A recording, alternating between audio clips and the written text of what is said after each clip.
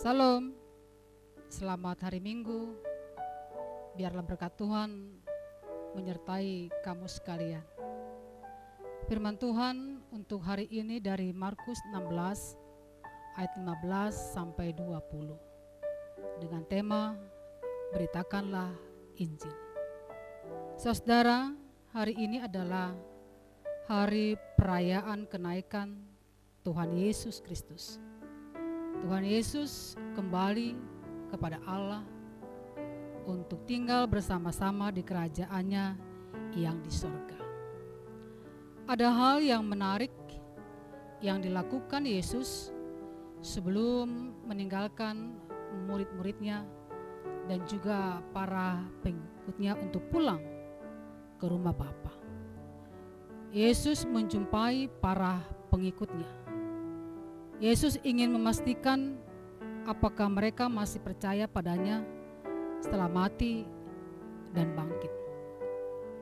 Tetapi sesungguhnya Yesus menjumpai mereka, khususnya para muridnya, untuk meyakinkan mereka bahwa benar ia telah bangkit dan hidup kembali. Bahwa Yesus telah hidup kembali seperti yang dikatakan atau yang diberitakan orang-orang kepada mereka. Pada umumnya para murid tidak percaya kepada berita tentang kebangkitan Yesus. Mereka telah ragu dengan Yesus. Imam mereka tidak lagi punya kekuatan untuk mempercayai semua perkataan Yesus dan juga tentang berita kebangkitan Yesus. Dan untuk terakhir kalinya Yesus menampakkan diri dan menjumpai mereka ketika mereka berkumpul bersama-sama untuk memastikan kepada para muridnya bahwa dirinya benar sudah bangkit, hidup kembali, dan berita kebangkitan tentang dirinya adalah benar. Di ayat 14. Dan Yesus mendapati para murid tidak yakin dengan berita kebangkitannya. Dan Yesus pun mencela mereka karena kedegilan hati mereka sehingga sulit mempercayai berita kebangkitan Yesus Kristus. Dengan menjumpai para muridnya, Yesus mau mereka kembali percaya kepadanya, kembali mengimani apa yang dikatakan Yesus tentang kebangkitan dirinya. Saudara sekalian yang dikasihi Tuhan Yesus Kristus, iman atau kepercayaan adalah dasar hidup kita bertuhan, dasar kita bergereja, beribadah, memuji Tuhan, dan juga dasar kita untuk mempercayai kebangkitan Yesus. Dengan iman kita juga menerima keselamatan yang dari Allah Bapa. Bila iman tidak lagi menjadi dasar hidup kita, maka ketika kita beribadah, memuji Tuhan, dan lain sebagainya akan menjadi sia-sia, tidak akan memberi pengaruh bagi kehidupan kita, tidak membawa berkat. Dan perlu kita pahami bahwa iman adalah kekuatan bagi hidup kita, karena dengan iman kita bisa mengasihi sesama kita dengan tulus, karena dengan iman kita bisa menolong orang dengan ikhlas, mampu menerima kekurangan sesama dengan hati yang lapang, dan lain-lain sebagainya. Saudara sekalian, iman itu luar biasa pengaruhnya bagi kehidupan kita. Dan ingat, iman timbul karena mendengarkan firman Tuhan. Bacaan Alkitab tiap minggu yang selalu di-share dari Resort sesungguhnya mempunyai tujuan agar imanmu setiap hari boleh bertumbuh, dan bertumbuh. Saudara yang dikasihi Tuhan Yesus Kristus, Yesus menampakkan diri kepada ke-11 murid-muridnya. Dan ia berkata, pergilah ke seluruh dunia. Beritakanlah Injil kepada segala makhluk. Di ayat 15. Ada tugas mulia untuk murid-muridnya. Ada tugas yang luhur bagi orang yang mengatakan dirinya orang percaya, orang Kristen, orang yang mengakui Yesus adalah Tuhannya, orang yang mengatakan bahwa dia adalah anggota tubuh Kristus.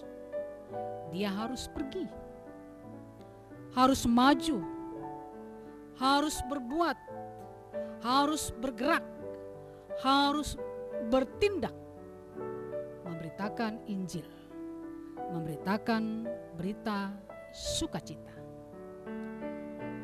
Seperti perintah Tuhan Yesus ini ingin mengajak kita untuk melawan peraturan pemerintah tentang PSBB, diam di rumah. Bagaimana ini?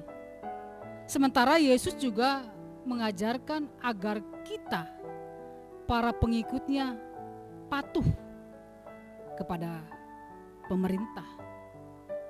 Dan bila kita ingat perkataan Yesus di Matius 22 ayat 21 mengatakan, berikanlah kepada Kaisar apa yang wajib kamu berikan.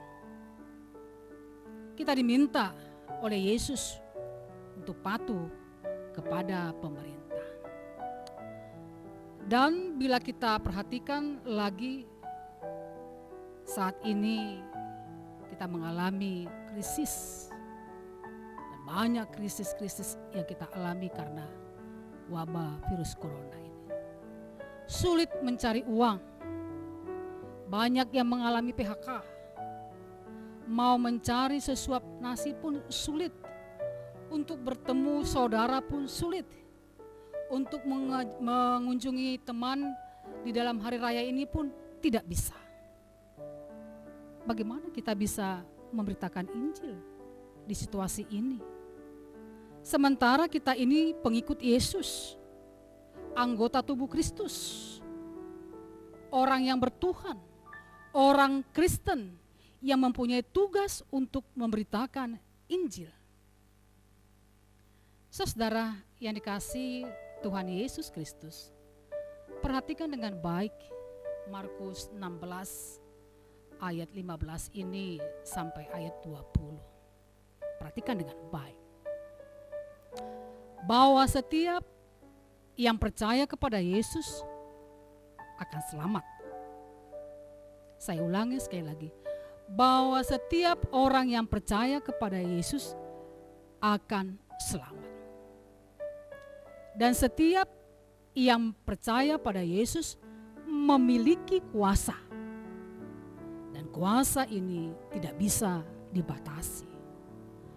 Atau kuasa ini tidak bisa dikalahkan oleh siapapun. Apakah kuasa yang diberikan Tuhan ini hanya berlaku untuk mengusir setan saja? Atau menyembuhkan orang sakit saja? Atau memampukan kita berbahasa roh seperti yang tertulis di Markus 16 ayat 17 sampai 18? Tentu saja tidak. Yohanes 1 ayat 12 sangat jelas mengatakan seperti ini. Tetapi semua orang yang menerima diberinya kuasa supaya menjadi anak Allah, yaitu mereka yang percaya dalam namanya. Setiap yang percaya diberi kuasa agar tetap eksis jadi anak Allah di tengah-tengah situasi yang sulit maupun yang tidak. Jadi kuasa yang diberikan Allah ini dapat kita gunakan untuk segala hal yang membangun iman, yang membangun kepercayaan, mampu menguatkan kita sebagai anak Allah untuk berbuat sebagai orang yang mendatangkan kebaikan, baik untuk menolong orang yang kesulitan. Dan kuasa Allah ini juga mampu memberikan kita kekuatan untuk menghadapi krisis karena corona. Kuasa yang dari Allah ini juga akan menjadikan kita sabar untuk berdiam di rumah selama wabah virus corona.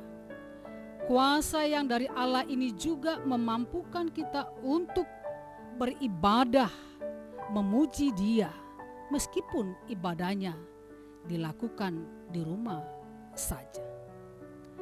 Dan kuasa yang dari Allah ini juga akan menuntun kita untuk mampu mendoakan sesama kita, mendoakan pemerintah, mendoakan para medis, mendoakan saudara kita yang sakit karena virus corona, dan lain-lain sebagainya. Kuasa yang dari Allah ini akan menjadikan kita mampu mensyukuri segala sesuatu yang Tuhan lakukan di dalam kehidupan kita, baik mensyukuri penyertaan Tuhan di masa sulit ini, juga mensyukuri bantuan-bantuan dari orang-orang yang mengasihi kita. Saudara yang dikasihi Tuhan Yesus Kristus, sebagai anak Allah, kita harus mampu memakai kuasa Allah itu dengan baik. Oleh karena itu, teruslah melakukan kehendak Allah sebagai bukti bahwa kita benar mengimani Dia, mempercayai Dia. Ingat saudara, iman tanpa perbuatan adalah mati. Dengan iman yang selalu berbuah, orang akan melihat dan tahu bahwa Tuhan Yesus adalah Tuhan yang telah bangkit, bahwa Tuhan Yesus adalah Tuhan yang hidup.